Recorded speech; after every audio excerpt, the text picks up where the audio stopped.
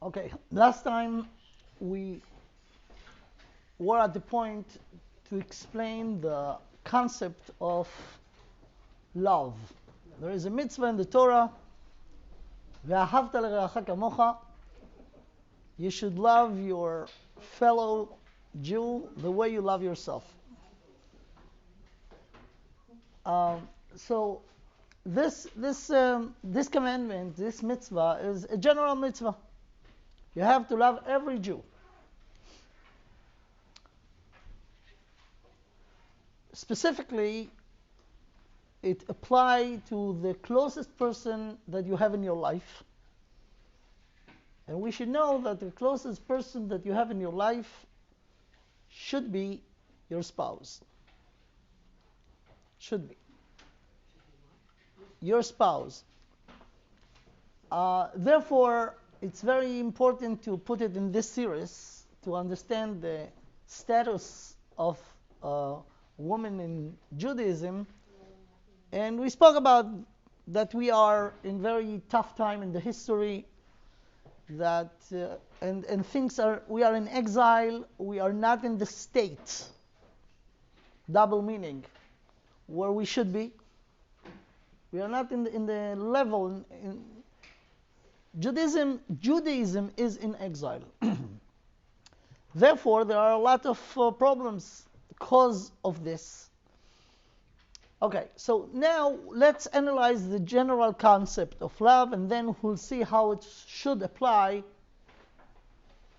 between husband and wife.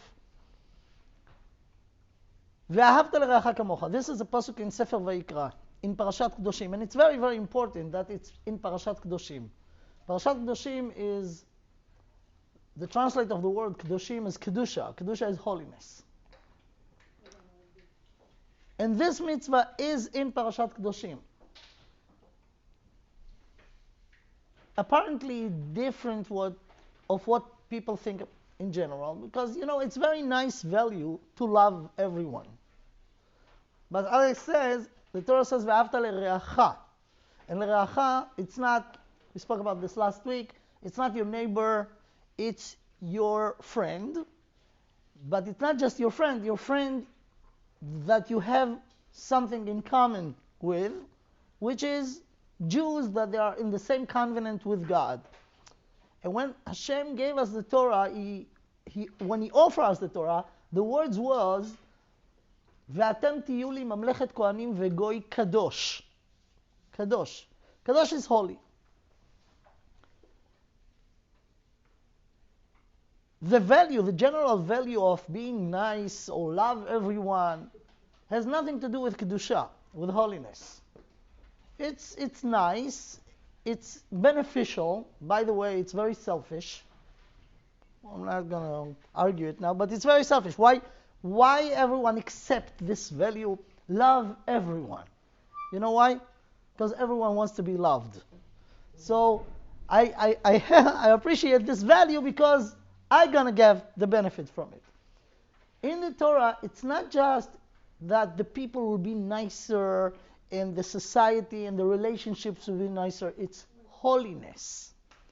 It's different. Let's see. ואהבת לרעך כמוך אני השם. We mentioned that there are, in order to understand love, what is love? What do you mean ואהבת? We spoke about this. It's not feelings, because you cannot be commanded to have feelings. Either you have them or not. If you have them, the commandment is extra. If you do not have them, and I command you to have them, what are you going to do to have them? To make believe that you have them? Either you have it or not. You mentioned one. They both mean one unity. Okay, so what is love? First of all, it's not feelings. It is not feelings. What is it? The way to understand it is the last two words in the pasuk. Ve'ahavta l'reacha kamocha ani Hashem. Ani Hashem. It's interesting that there is a similar mitzvah between a person and Hashem. Ve'ahavta et Hashem Elokecha, as we say in Shema. So if we will understand how we could love Hashem, we could understand what is the meaning to love each other. So let's start from the negative. What is not loving Hashem? It could not be hugging, because Hashem has no goof, no body, right? We have body, so we could express love between body to body.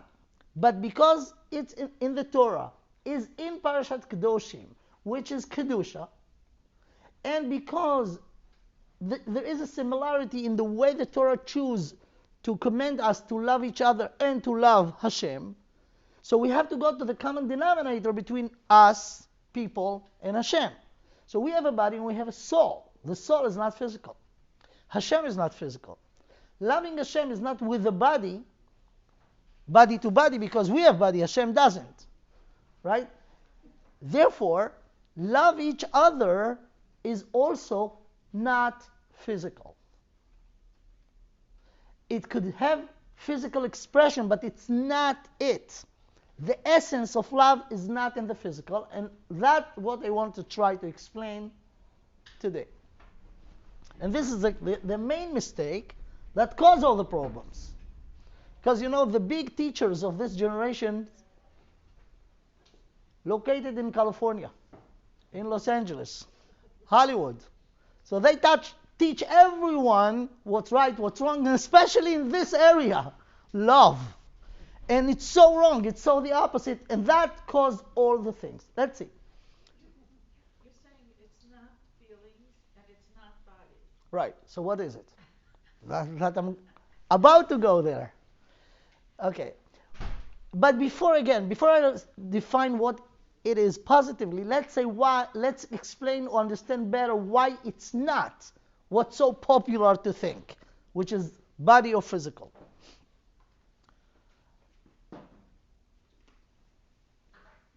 In order to do this, let's go to those three words, ve'ahavta l'reacha kamocha. And let's emphasize a little bit the kamocha. Kamocha, like yourself, the way you like yourself. So I mentioned that last time. If you think about those three words, there is a hidden assumption. What is the assumption? That you love yourself. That's not even mentioned. That's the assumption. You love yourself. Now love the other the way you love yourself. And we ask, and I don't think we completely explained, is it so simple, very obvious to assume that everyone loves themselves? No. There are people who do not like themselves. Now let's get to the bottom of this. Why a person who do not love themselves, why they do not love themselves? Problems. The thing is the following. In order to love yourself, you have to know who you are. And most of the people of the world do not know who they are. The Torah teaches us, Hashem, the creator of the universe, taught us what is a person. The person has two dimensions, a physical and a spiritual. Vayitzer Hashem Elokim et ha'adam afar min ha'adama, dust from earth, this is the body. Vayipach be'apav nishmat chayim. So what is a human being? Let me again quote the pasuk. Vayitzer Hashem Elokim et ha'adam. So let's make it like equation. Ha'adam, what is Adam? Afar min ha'adama, dust from earth, meaning body, physical. Vayipach be'apav nishmat chayim, body and a soul. This plus this equal Adam. Many people in the world understand themselves or relate to themselves. Who are you? This thing that I see in the mirror, this is me. Me meaning my body.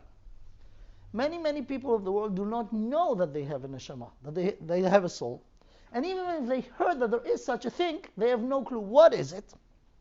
And therefore, they do not count it when they manage their life. They identify themselves with their body. Now, because the Torah, the Creator taught us, teach us, inform us that we are not a body, we are a soul in a body, Anyone who consider or understand themselves as a body missing at least 50%. It's much more than that because this is the essence. It's not percentage, right? But at least 50%. So anyone who never heard about their soul and live in this world for 60, 70, 80, 90, 120 years, not knowing that they have neshama, in the good case, they actualize or relate to 50% of themselves. And that caused the problem. Happiness is a function of complete. When you have 100%, only 50% you're aware of, 50% you ignore, you cannot be happy. Because this 50% inside you, very upset that no one relate to it. Therefore, you feel missing. Sometimes you do not know why. And look what happened in the Western society. We are now living very good time, relatively, compared to what was in the past, in resources for a person. Let's talk about America, not third world, okay?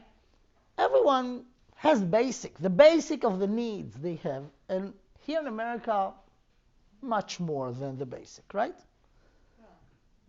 So people should be happier. But people are not. And the one who has a lot and much, much more than a lot, and they have every possibility to please their physical needs, they are the most popular patient of the psychiatrists and psychologists. What's wrong? Tell you what's wrong. 50% of them crying out, and they feel whatever they do physically, they feel empty inside. They feel that it's not it. It's not complete. This is the problem. This is a problem. So anyone who is not happy with himself, anyone who do not love themselves, is because something missing, because they do not know who they are. In order to be happy, in order to love yourself, you have to be aware of the two parts of you and relate to them and manage them to work together, and then you'll be happy. Because happiness is a function of complete.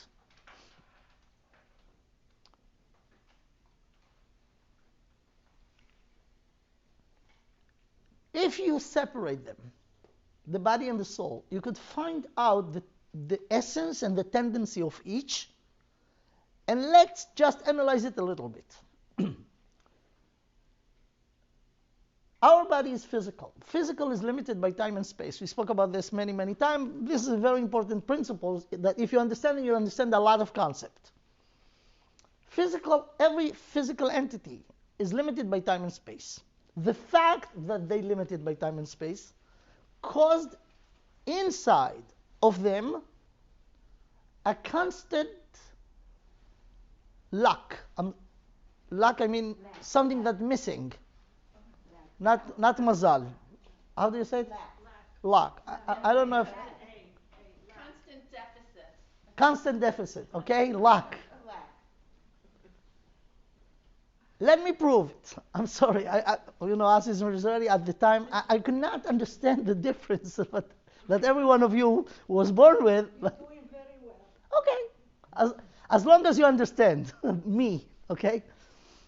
Fine. So, let me just prove it to you. That the constant missing, we need to eat. We need to drink. We need to sleep.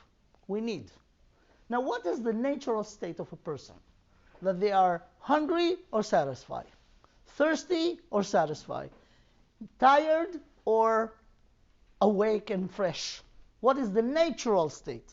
I want to claim and prove that the natural state of a person that they're tired, hungry, and always feeling missing. What is the proof? Very easy. Someone who's very, very hungry will eat the best meal that they like and they enjoy. After they finish eating, they will be happy, right? Satisfied, right? What they have to do in order to be hungry again? Just wait. You're going toward this state of being hungry. When you're hungry, in order to get out of it, you have to do action. You have to go and eat. But after you ate a good meal, you do not have to do nothing. You're going there, it's just a matter of time. Sometimes it takes a few hours, sometimes it takes a few minutes, depends on the person. But you feel hungry again. The natural state of a person that they are tired. So feel good if you are now. This is the natural state. In order not to be tired, you have to go to sleep. If you just woke up from a good sleep, you have to do nothing in order to be tired again. You just have to wait or come to a shiur. Then you feel that you're tired, right? So you're going back always to the natural state, and the natural state is always missing. We always refilling or refueling ourselves, but it's going back always to the state, the natural state. That's what I mean, that physical is always by essence. The essence of the physical is is missing. In the other way, very interesting. Take the non-physical dimension of us. It's just the opposite.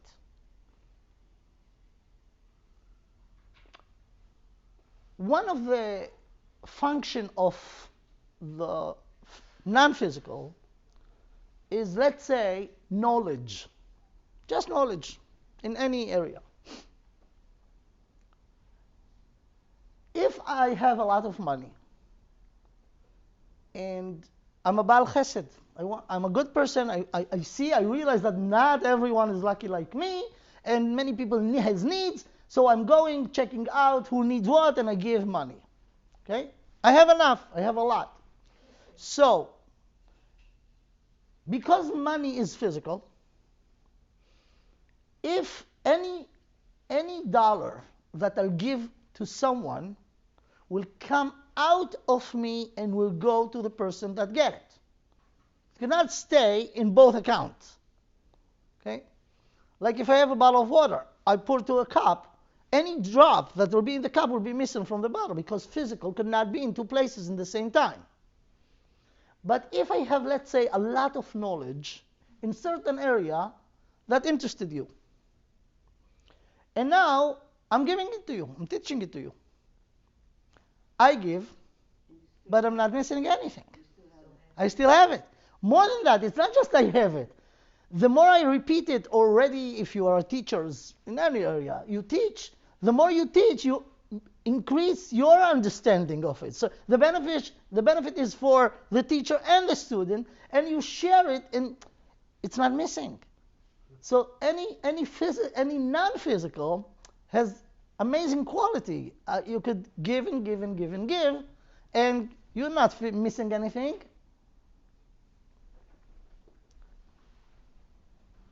What is love? What is the real love? Now, therefore, you know what? Let's finish the thing. Love could not be physical. Physical love is not giving, but taking. Physical love is taking. I need to eat. I need to drink. I need love. But it's for me. I need it. Now, if I'm a good businessman or businesswoman, I know that there are sophisticated way to take. When I give in order to get, I'm not a giver. I'm a sophisticated taker. I'm not giving. Because if I'll give, and I feel that I'm not getting back anything, I'll stop giving, right? So what's the purpose? To get. So when you give in order, I put it like as a condition. If this is the condition, I will give. I'm ready to give a lot in order to get. But the minute I feel that I'm not getting, there's no point for me to give. So the giving is not giving. Give in order to get is, again, sophisticated taking. I'm in the center. So the bottom line is, I get, and therefore I give. I give in order to get. So you could say, you know what, but this is the way it works. This is the thing that Hollywood missed. There is a way to give a pure give. Let's go back to money. Let's say again, I have a lot of money, and I'm a good person, and I'm giving it not from the Torah point of view. There are many non-Jews or Jews who do not know Torah and not doing it because of the Torah that gives. They donate buildings and hospitals and everything, right? They're giving, right? In many cases, they have a benefit. The benefit is very obvious for them. What is the take? They're giving in order to take, to get. What they're getting? Honor, let's say. Or being popular, or being powerful, whatever. But they're getting something. When I give even a lot of money for good reason, like you're building a hospital or something, but you know what, I ask small favor that my name will be in big letters on outside of the building, right? It's important for me. For me. If I do chesed from Torah point of view and give someone, pure giving, you know what is the highest madrega of the highest level of giving? Tzedakah. It's called matan beseter. Give when no one will know that you are the giver, and more than that. The highest level is that you yourself do not know who particularly was the person who gets from you. Of course, you have to make sure that it goes to the right place. But what happens if you know who gets from you? Yeah. It's not pure. First of all, if this person knows that you gave him, he will feel uncomfortable. Yeah, but the taker doesn't know, but the giver knows. Yeah, but the highest level of Matan Beseder that even the giver do not know. Why? In this way, the giving is pure giving. Pure giving. And when I could do that, to give, and I don't care about getting anything, not credit, not by one. When I give in order to get, I'm poor. I need recognition, I need honor, I need something. If I'm really rich, take as much as you can. Don't even think to return because I don't need it. I have a lot. I have what I need. Don't worry about it. Take it. This is a pure giving. This is a pure giving. This is a chesed. This kind of action could not ever come from the body. It could come only from the soul. The body do not know how to give without get. It's not in the concept of the body, because the body by definition is missing. Therefore, anything the body will give, it's in order to take. The ability to give with truly not need to get back is only from the soul.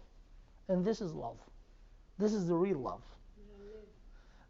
Real love is not, of course, now, because we have body and soul, and again, let's go to the concept of ve'ahavta.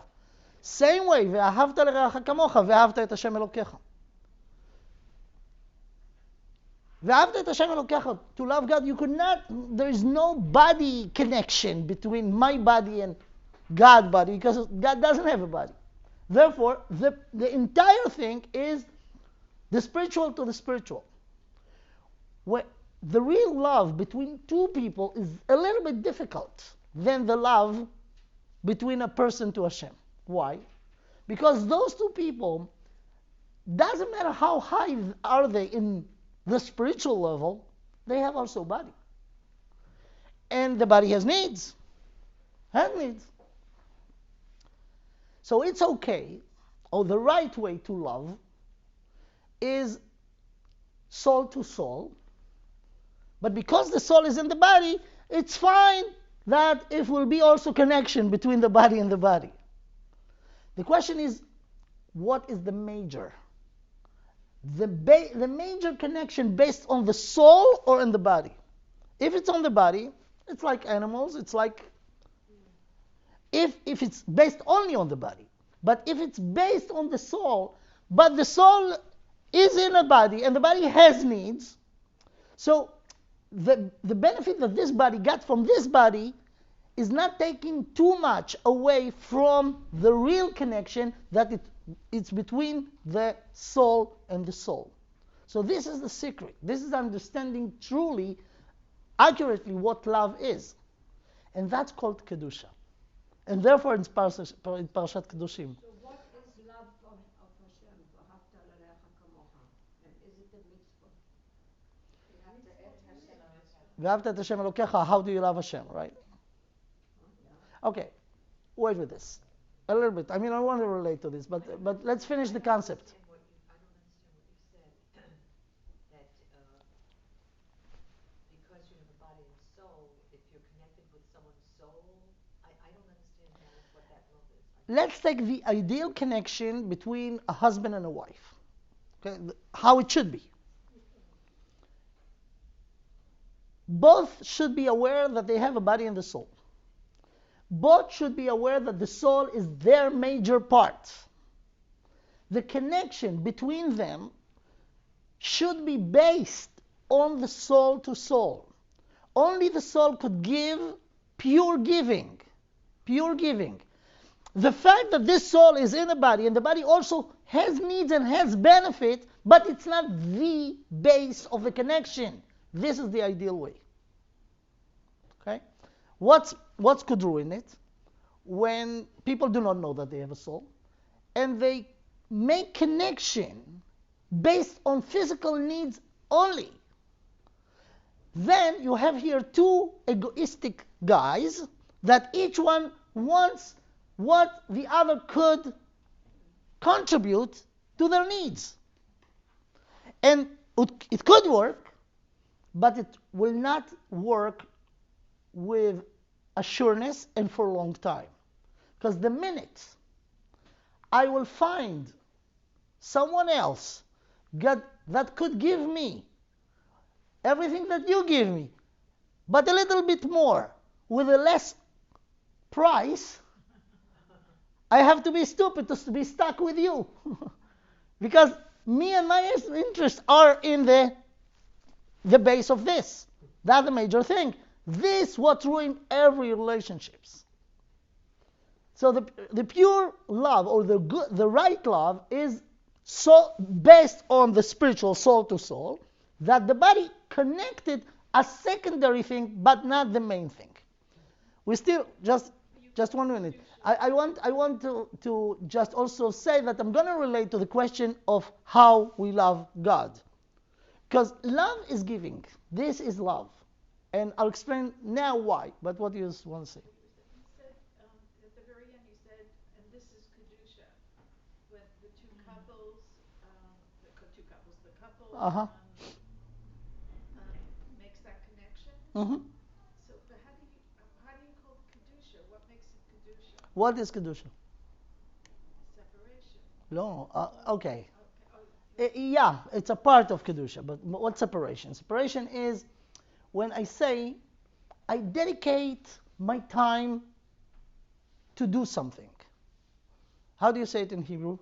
Ani makdish et zmani. Makdish.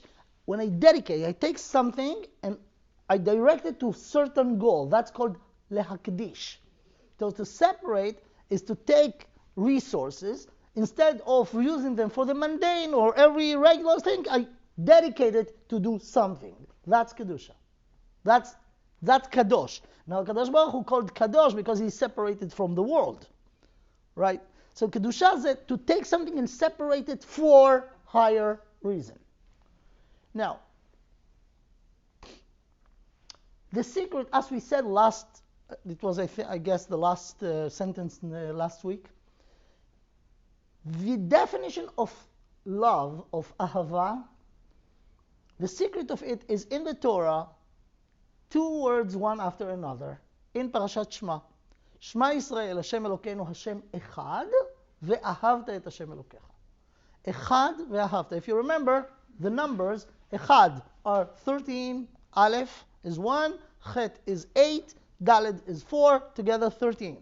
Ahava, same number. Ahava, Aleph is 1, Hey 5, together 6, Bet 2, 8, and another Hey, which is another 5, 13. And here's the funny thing. The number 13 is very scary number. You know that, right? By the Goyim. The non-Jews, they're really scared from this. For us, it's beautiful, delicious number. What is the secret for it? Let me give you 3 areas that 13 is so beautiful, and we'll see the common denominator. Everyone heard a guess about 13 attributes of mercy. 13 midot shel rachamim. Hashem, Hashem, kel rachum v'chanun, erech apayim v'rav chesed. Where it's coming from? So let me remind you, it was after the Chet HaEgel, when they made the golden calf, and it was a decree from Midas Adin, from the attribute of justice, heref mimeni vashmidem, they deserve to be killed, the entire nation. And Moshe Rabbeinu prayed to Hashem, davened to Hashem, and Hashem revealed to him this secret. Vayavor Hashem al panav vayikra Hashem, Hashem, kel rachum v'chanun. So what is the 13 attributes of mercy? Reconnecting after a big crisis. We were connected to Hashem before by Ma'amad Har Sinai. We said Na'aseh v'Nishma. And then we did the golden calf. It was a big crisis of separation. Reuniting after is the number 13. So number 13 is oneness and love. 13. There is another thing called 13 midot שהתורה נדרשת בהם. 13 methods that you could unite Torah shebichtav, the oral Torah and the written Torah. By 13, if you know this, it's a famous Baraita. Boys say that, I don't know how ladies say that, if so. 13 מידות של רחמים, ברייתא דרבי ישמעאל. ב-13 מידות התורה נדרשת, מקל וחומר, מגזרה שווה. 13 methods to connect the Torah שבכתב and Torah שבעל פה, again unified them because they are one. Yes, okay, fine. If you know it, even better. There is another thing. Bar mitzvah. When a boy become obligated, become part of the spiritual mission of the nation by the age of 13. And we spoke a little bit about the difference between boys and girls. Girls even have it better earlier because they are more mature. And She'asani Kirtzono, remember this. I really meant it. She'asani Kirtzono. But anyway, 13. The Goyim really afraid from it. 13 for them, it's a weird, spooky number because of superstitions. And in the beginning, I don't know if I told you that, maybe a few months ago. I don't know. But I'll repeat the story. It's a personal story. When I came first to this area, to New York, of course, as a kid, I heard about New York. First of all, America, then New York, Manhattan. So, as an Israeli guy, first time in America, in New York, I came here to Manhattan, I looked at those buildings, and I was so astonished. For you, it's natural, you live here, right? But I heard about it, I read about it, now I came first time. It was really exciting.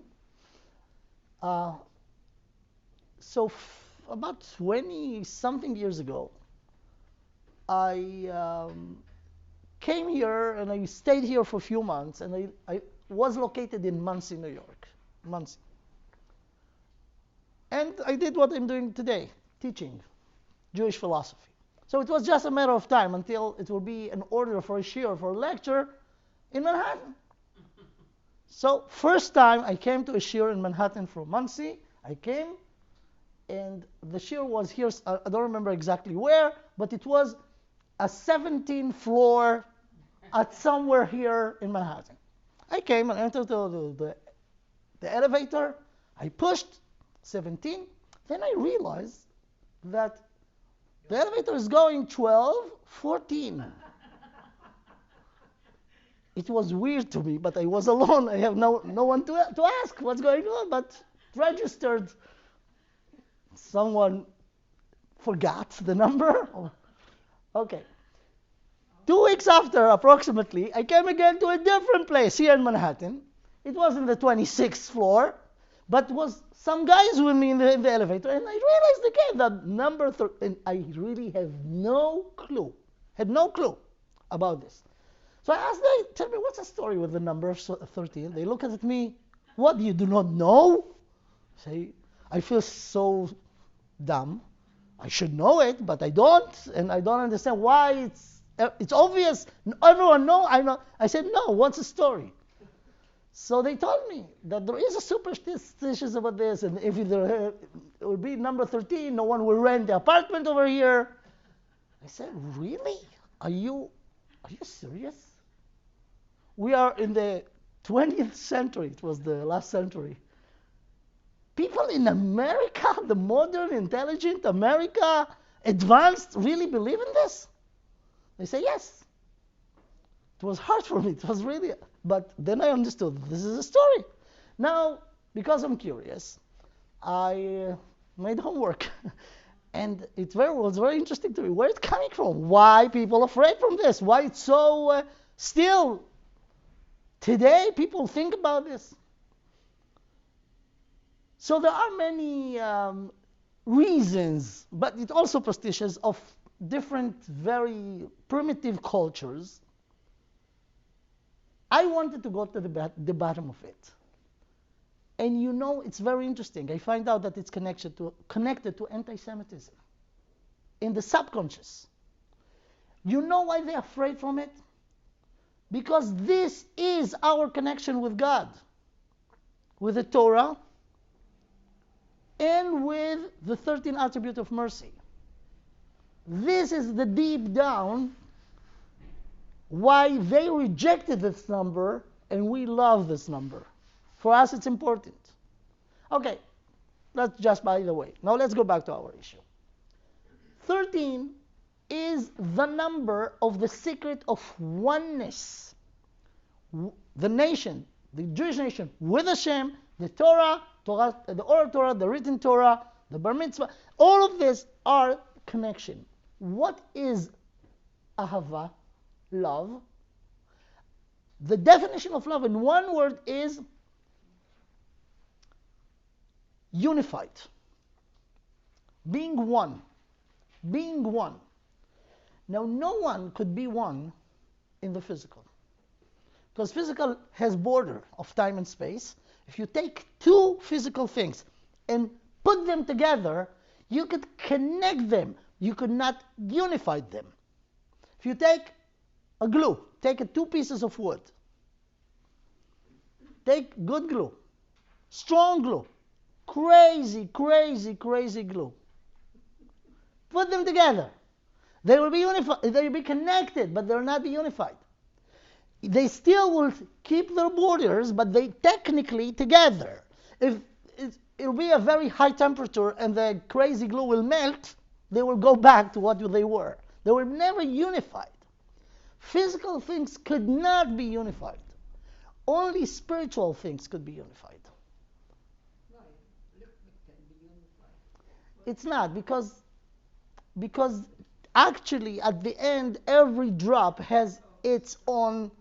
If you unified meaning being one completely, it could not be in the physical. Hashem is not physical. Hashem is not physical because physical is limited, and Hashem is not limited. Therefore, Hashem is not physical. So, there is a famous Ma'amar Chazal. It's mentioned in the Medrash and mentioned mainly in the Zohar. Yisrael ve'oraita ve'kudsha berichu chad hu. Israel, the Jewish nation, and God, and the Torah are one. Are one. How they're one? When I do something for you, I have my own personality, interest, will, and you have yours, and I want to be kind and do what you want. But what you want is not what I want. I'll do it just for you. So we still two, but we do the same thing. I do things for you. When as the Mishnah says in Masechet Avot, Aser retzoncha kirtzono, make your will his will. How could he do that? Let's say I find out that I want something, and the Torah says, no, it's not allowed. So if I want to make my will the will of Hashem, the way he expresses in the Torah, I have to give up my will. So how it's possible to make my will his will? It's not push your will away because of his will, but make your will his will. Apparently it's impossible. It's like love. How do you command someone to have love if love is feelings? So the secret is the following.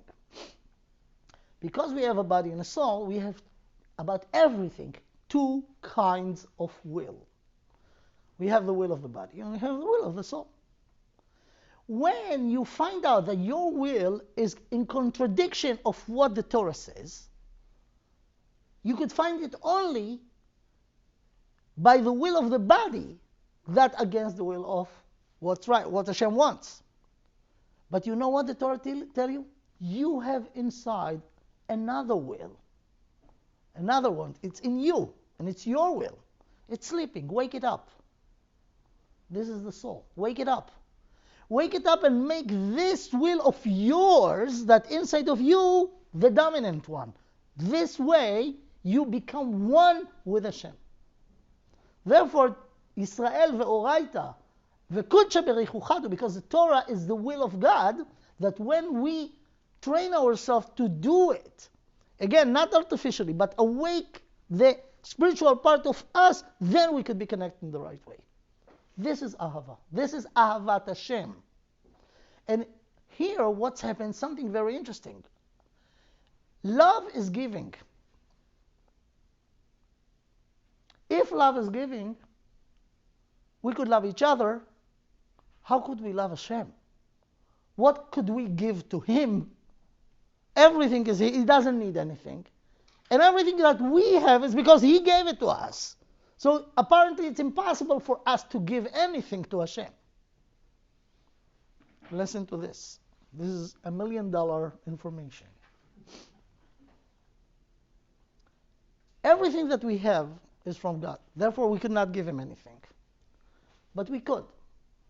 Because Hashem gave us something called free will. Free will. Hashem created us and He told us there are two ways. Positive, negative, choose. I'm not getting involved. You are the one who's going to choose. Hashem is not involved. You could do this and you could do this. You could do the best thing, you could do the worst thing.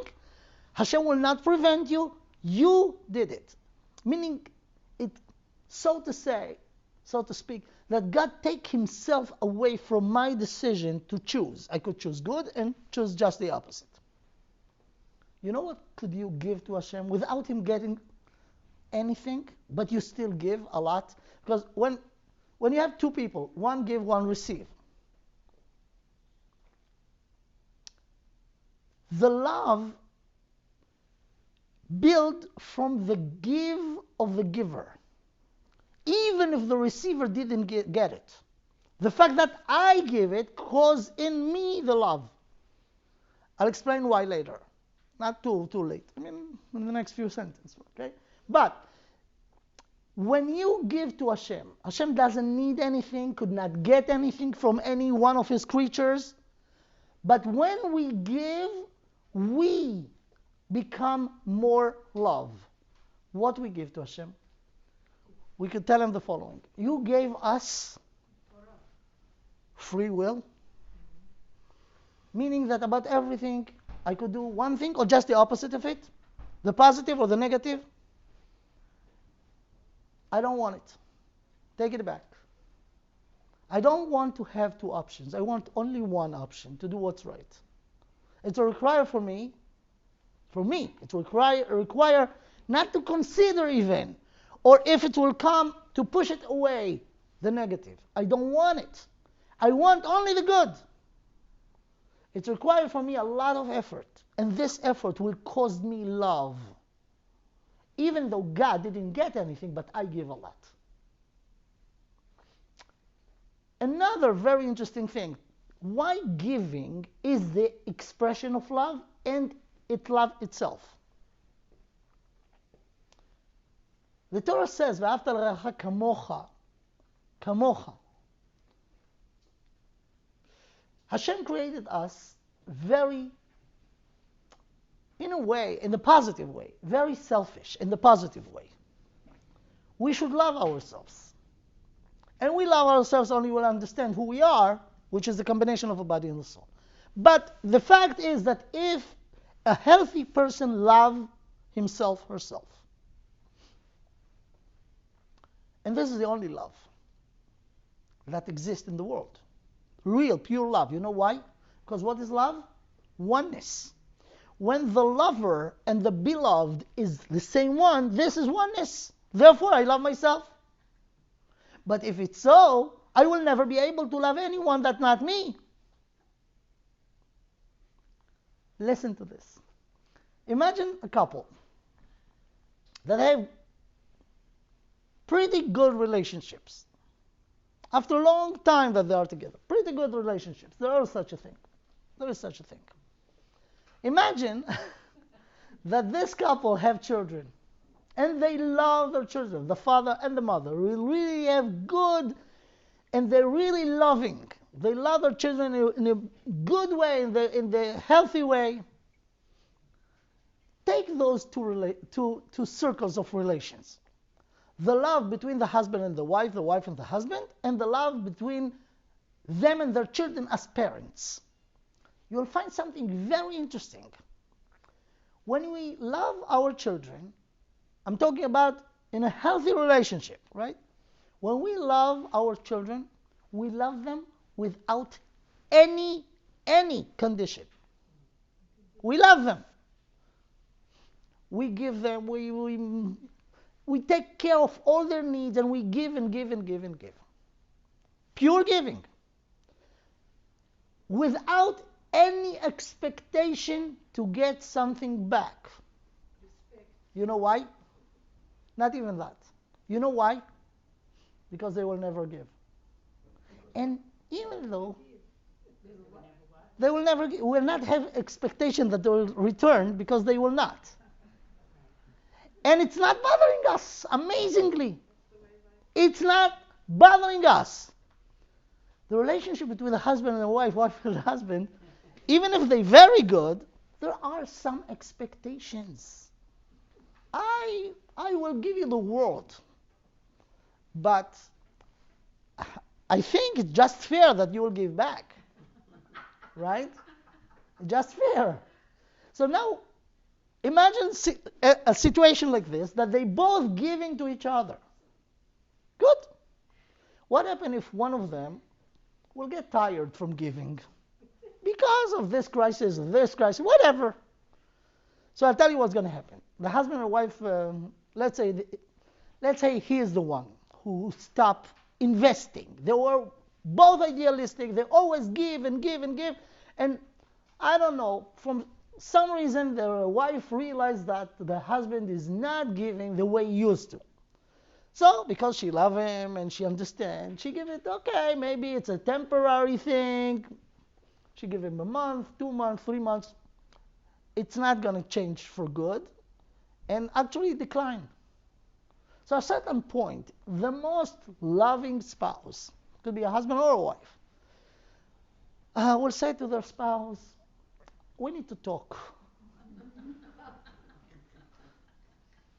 And if they open enough, they will say, okay, what's going on? Something happened. Are you aware of this? Are you realize? If they're honest, they will say, yes, yeah, I'm aware of this. I'm tired. Let's say this is the reason, okay? So,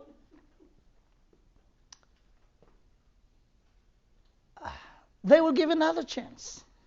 But if it's not changing, at certain point, the one who continue to give will feel it's not fair, and I don't think it's right. And they will stop. I mean, that will be the beginning of the problems that could end in separation. Right? Why? You have children. You love your children. You give them and give them and give them, and they are not giving you back, and it's not bothering you. Why is that? If we understand the secret and just copy paste from the relation to the children to the relation between the husband and the wife, will be no problem of shalom bayit ever. So what is the secret? The secret is the following. My children are actually extension of me. My wife, I love her, but she was born to a different family. I met her at a certain point in my life, her life. Okay, we should be one, but it's a nice idea. But we are not one. When we are not one, so it's a business. Fine. You're a nice person. I want to share my life with you. I will give you, you give me. Business. When you stop, I feel that something is not good. But if it's me, I have no problem to give because I'm giving to myself. Right? I'm giving to myself.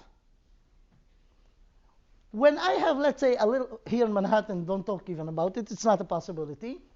But imagine I have a garden in front of my house. And I myself, I'm not taking someone to do it. I plant the plant and water them, and I love my garden. I take a piece of wood, and let's say I realize that I have some talent of being a carpenter, not a professional one, but I made out of something. I love it. It could be less professional than one that I could buy in the store, but this I did.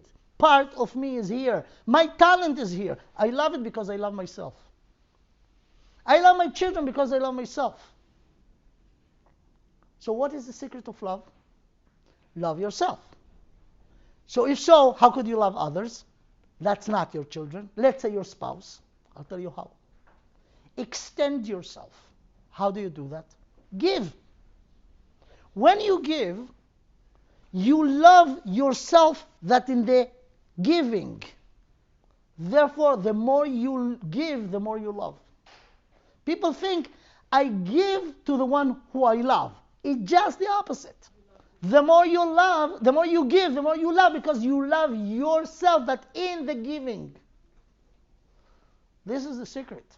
If people will know that, you know what you need in Hebrew? I don't know. In English, I didn't find any parable notion. It's very Israeli notion. Maybe those of you who know both languages could think about something close. But I tried it before. No one. There is something in Hebrew called. You know, Israelis are very idealistic. I mean, they live in a rough neighborhood, and they have to be idealistic in order to survive. And they are.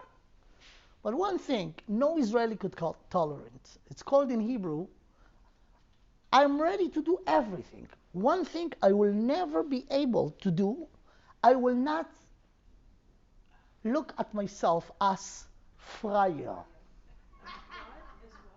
Friar. Now, this is the word that I don't have any good translation to it in English. A sucker. A sucker. Someone who is taken advantage of. Right. Someone who everyone take advantage of. I'm not a sucker. You can't take it. Sucker is not the accurate word, but it could explain. I mean, if I feel that people taking advantage of me. I'm a good person, I'm giving and giving, but people just realize that I'm a giver. They say, okay, let's be his friend in order to take from him. I feel not comfortable. So I'm telling you, if you ever meet any Israeli, you have to know that they're sensitive points. They will never be agreeable to this kind of situation. אני לא מוכן להיות פראייר. In English, do we say we're using someone, or we're using someone? Yeah. But friar in Yiddish means for free. Okay, but in Israeli slang it doesn't. Yeah, for free. It could be even. Could be for free also. Friar, right. That's why you have Friday and Saturday. Yeah, I know. Okay, friar. אני לא מוכן להיות friar.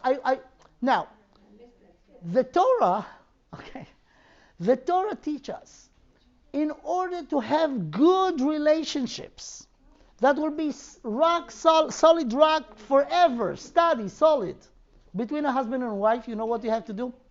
You have to take two people that agree that in between them, there will be a pure friars, giving and giving without any really any expectation to get back. You're not going to make shidduchim like that. If you will give and give and give and give, without expectation from your spouse to give you back, and your spouse will think and act the same, this is the recipe of love for life. Give. Now, why should you do that? Because apparently it's very right. I don't want people to get you to use me, to take advantage of me. That's only if I'm poor. But if I'm rich, remember? If I'm rich, take as much as you can. Don't even think to give. I don't need it. I'm so full. So this thing could not come ever from the physical dimension. Only from the spiritual. The physical is always taking. Therefore, the recipe is to base it on the spiritual. If the spiritual will be the main base of the connection, that will be the love. Now we have to know again, let's summarize it here. We have to know again, there is a general mitzvah to love every Jew. Why do you have to love every Jew?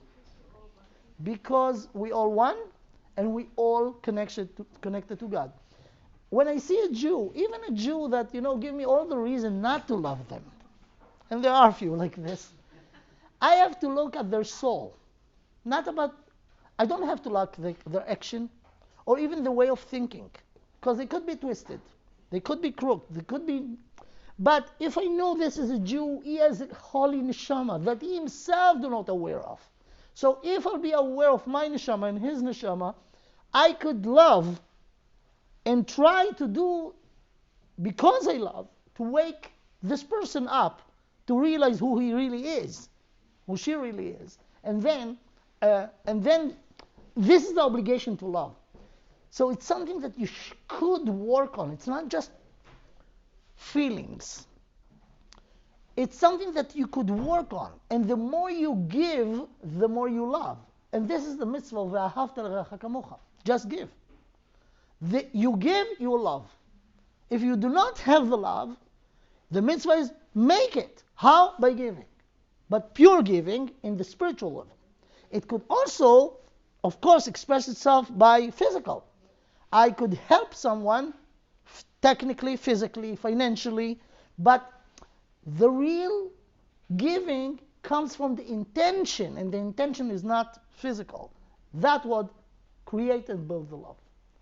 So we will see next week, Be'ezrat Hashem, will be the last class in this series, and we'll go back to the status of women in Judaism, and I will connect. So this class of today was a topic by itself. What is love? But how its impact or should be added to understanding the status of women in Judaism, that Be'ezrat Hashem will be next week, next class.